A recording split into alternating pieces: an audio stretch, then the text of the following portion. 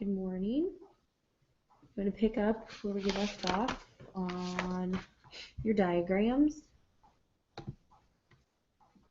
Okay, so number 1 on figure 13.2 is going to be your parietal bone. I know we went over that yesterday, or within Friday. So P-A-R-I-E-T-A-L, parietal.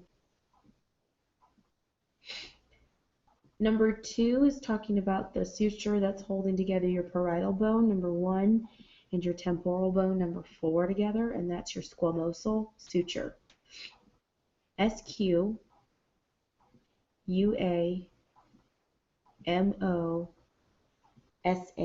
squamosal. S-Q-U-A-M-O-S-A-L, squamosal suture. Number 3 is joining number 5 to number 1, your parietal bone, and that's your lambdoidal suture. L-A-M-B-O-I-D-A-L,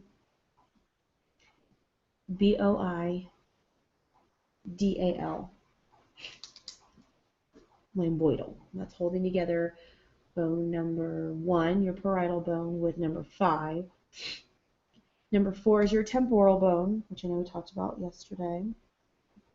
At least I think we did. Yeah, we did. T-E-M-P-O-R-A-L, temporal. Number 5 is occipital bone, O-C-C-I-P-I-T-A-L,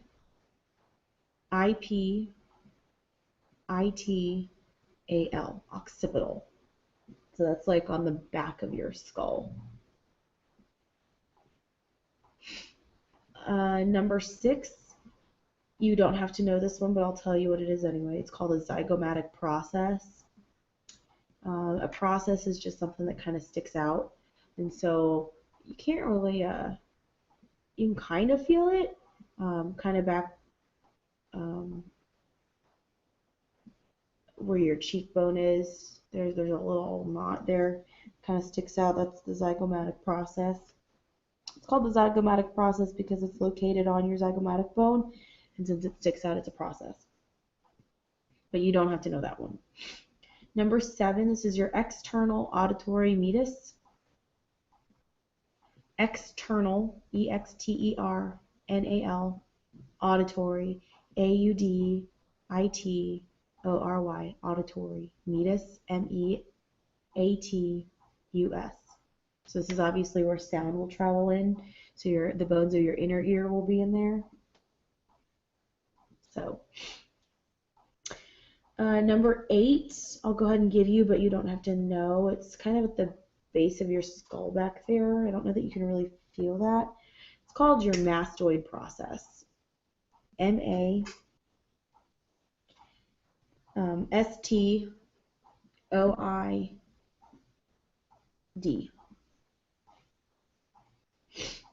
Process. So because it's process, it sticks out. So mastoid process. So you don't have to know that one. Number 9 is your styloid process. It's this little tiny bone thing that kind of sticks out. But again, you don't have to know that. So, but styloid is S-T-Y-L-O-I-D, in case you just want to know it. But, all right. The next one is number 10, and I'm not going to have you know this one either, but I'll go ahead and give it to you. It's called your mandibular condyle. A condyle is something that where a bone kind of rests on another bone, so it's usually kind of flat in appearance, and so it's called mandibular because it's located on the mandible.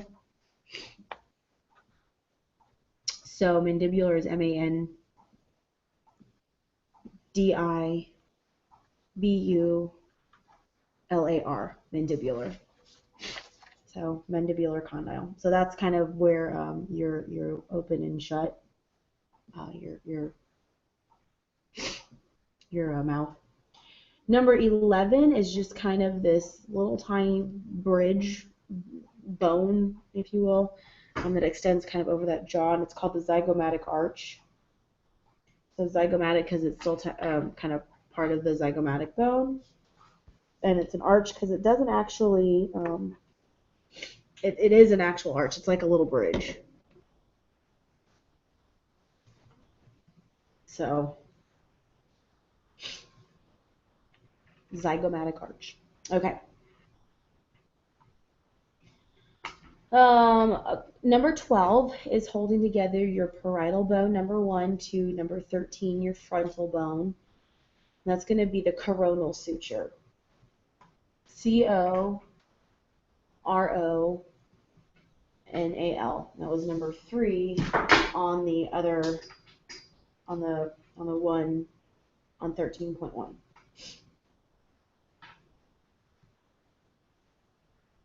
So 13 is your frontal bone. 14 is your sphenoid bone. We talked about that. You can see that a little bit better. That's a little bit bigger than what it was on the front view. So sphenoid, SPHENOID, sphenoid bone. And then you've got your ethmoid bone, which is a little tiny bone. It's kind of towards the back part of your eye. You can kind of see that one on the other one right up there. Your lacrimal bone, number 15, LACRIMAL.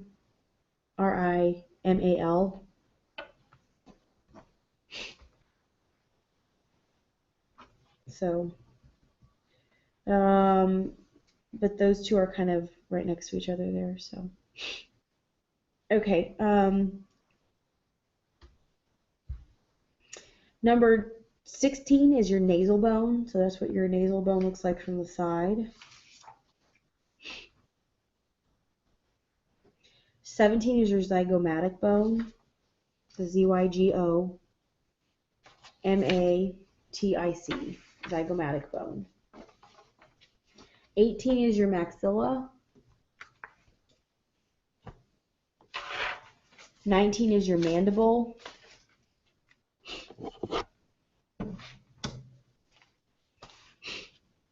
And then you've got another process on 20 because it's where another joint is located. And that's called your coronoid process. CORONOID.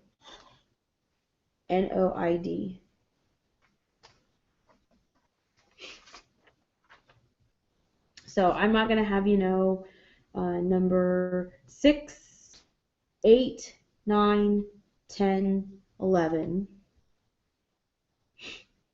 and then 15 and your ethmoid bone. So 6, 8, 9, 10, 11, and then 15. Oh, and 20. So 15 and 20. Your ethmoid bone, which you didn't label, I'm not going to have you know that one either. So we're going to skip this next set of diagrams because it's a little crazy. The only thing that I really want you to pay attention to is number 13 on this page right here. That's the only thing I'm going to have you know. This gigantic hole here at the base of your skull, this is called your foramen magnum. Okay?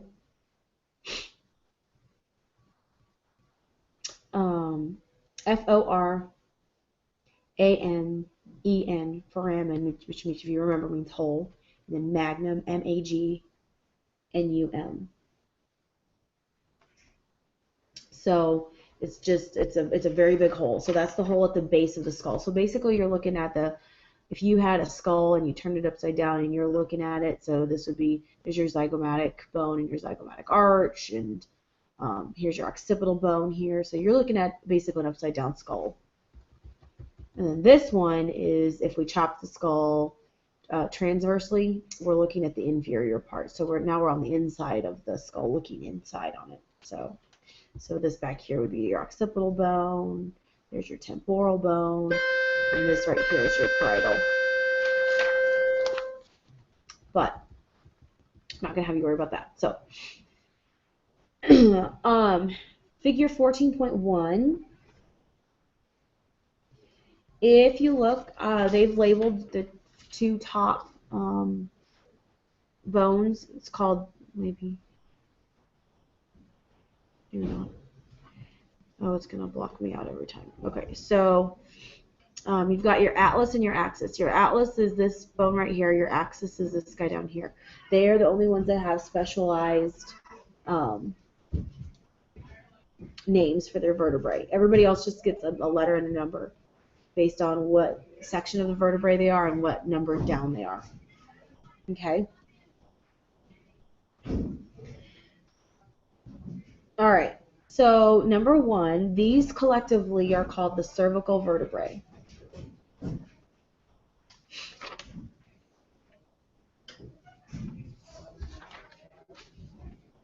CERVICAL.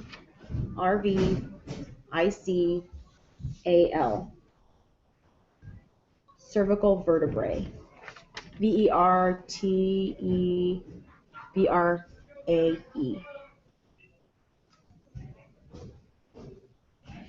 So sometimes you'll hear people say, oh, I've got a pinched nerve between C4 and C5. Talking about the cervical vertebrae, the fourth one down and the fifth one down. So, and then, like I said, the first two have special names, and they are the atlas and the axis. There are 7 of these. You might want to know that there's 7 cervical vertebrae.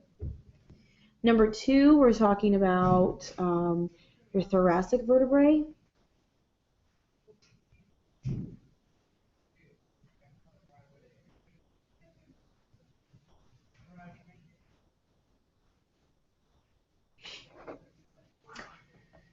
Okay. I don't know if I spelled that. THORACIC, thoracic vertebrae, number 2. There are 12 of those.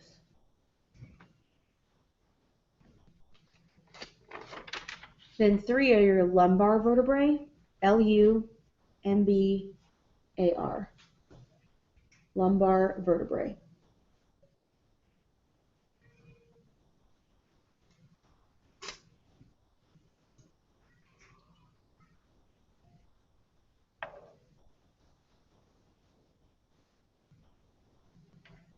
Okay, sorry, stretching. Number 4.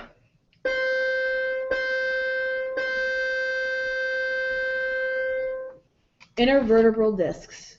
INTERVERTEBRAL.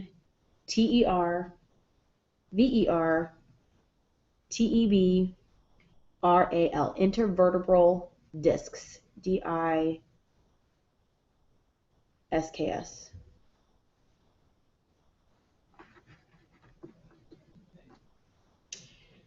So they're just the actual bone itself. So or no, sorry, they're located between the bones, kind of like cartilage. Number 5, these are your intervertebral foramen because they're holes. They're pointing at the holes there that form. So these are the intervertebral foramen.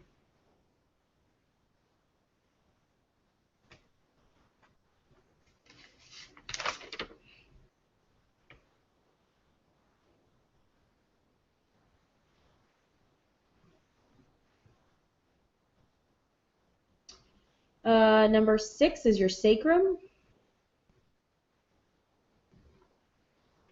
And number 7 is your coccyx.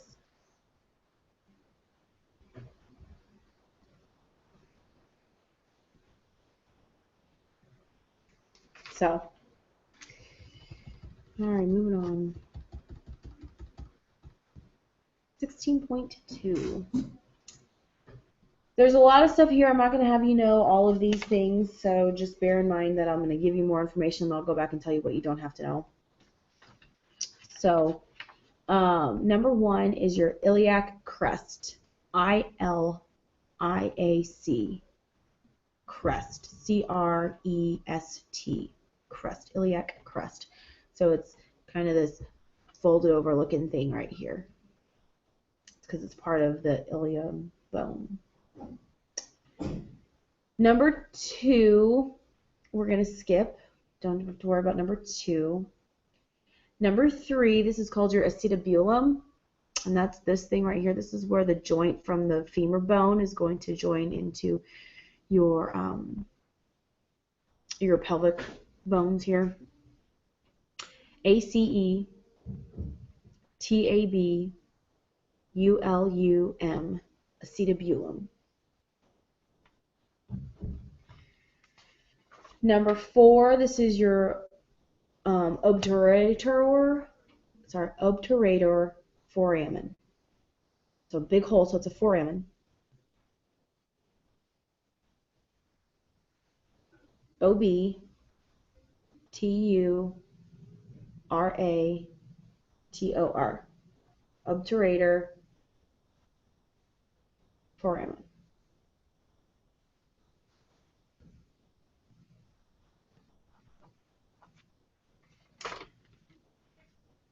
Number 5 is a bone. It's called the pubis bone, PUBIS. So we're looking at the left side of your pelvic bone. So there's another one on the right side, and together they make up your pelvic bone. There's not actually technically a pelvic bone. I guess you could say that all 3 of these sections of bone would be the pelvic bone together collectively, but remember they're separated by the sacrum behind, and then they're joined together in the front by the pubis symphysis. There's a little bit of cartilage that goes right here. So this is the front, this is the back. Number 6 is the ilium, ILIUM, ilium. So that's like your hip part. So when you put your hands on your hips and you can feel the bone there, that's your ilium, that you can actually feel. Number 7, don't worry about that. Number 8 is called the ischium, ISCH, sorry, IUM, ISCUHIUM.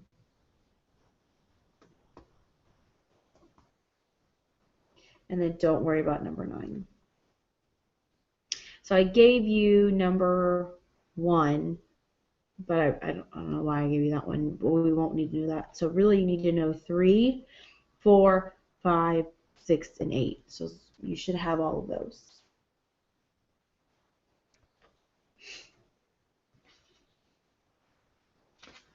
Okay, so now we're going to go on down to the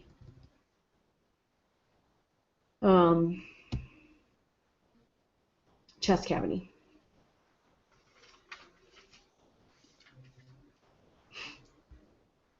You've got a number 1, here are your true ribs.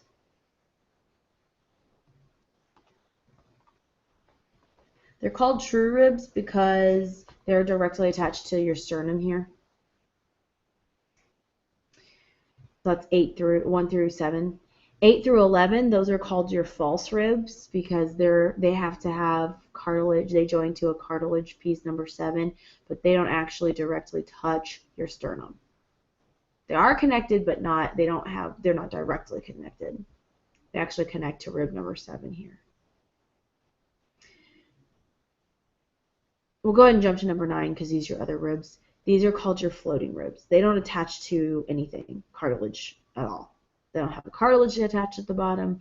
They're just literally just hanging off there, floating.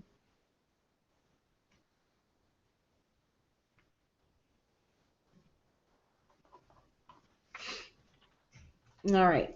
Number 3 are your vertebrae. I don't know how you can see that back there, but it's just the vertebrae back there. Number 7 is your sternum bone.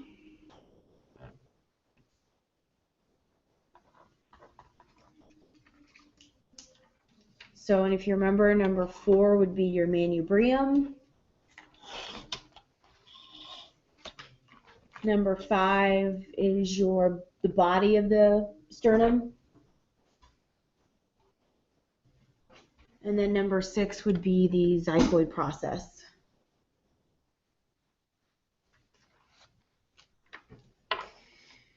Number 8 is your costal cartilage, COSTAL, costal cartilage.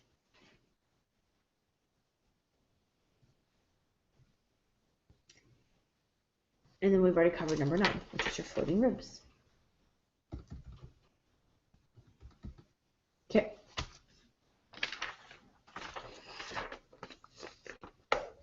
So I'm just going to give you,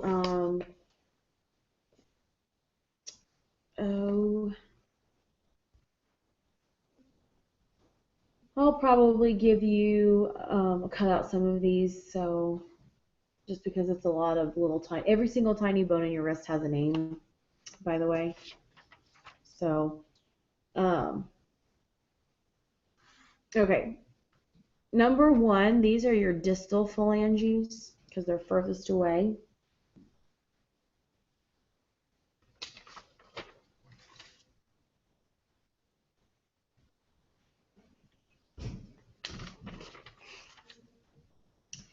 Number 2 are your middle phalanges.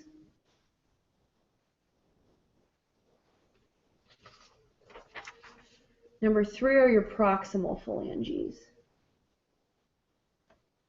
So that should mostly make sense.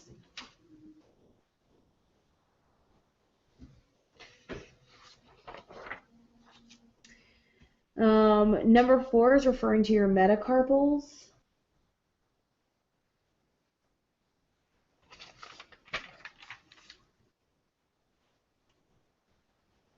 And then number 5 is referring to your carpals. Remember, C-A-R-P-A-L-S, carpals, carpals.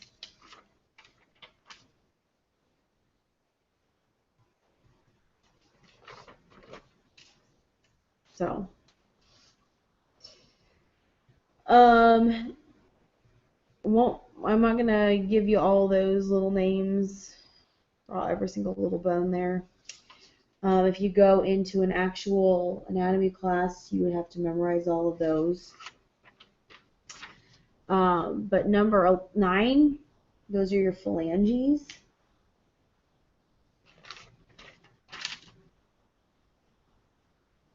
And then 10 through 14 are more of those small carpal bones. So I'm not going to make you memorize the little individual carpal bones, but just know that if you do go into an anatomy class, you'll have to memorize those. So you have to come up with some really clever ways to remember those.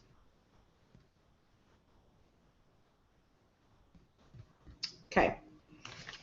Last one. Number 1, those are your tarsals.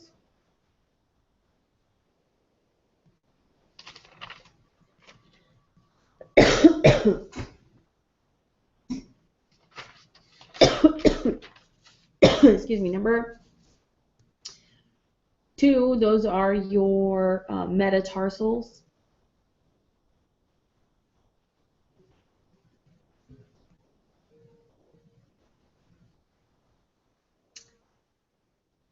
Those are a little bit bigger than they look, I think. And then number 3, those are your phalanges also.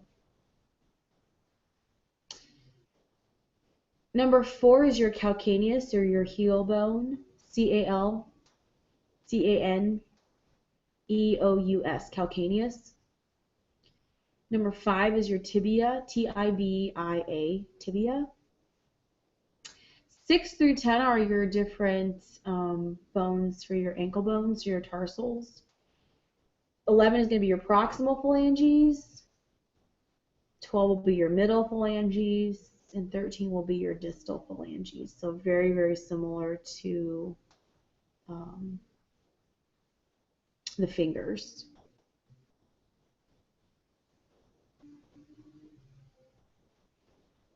So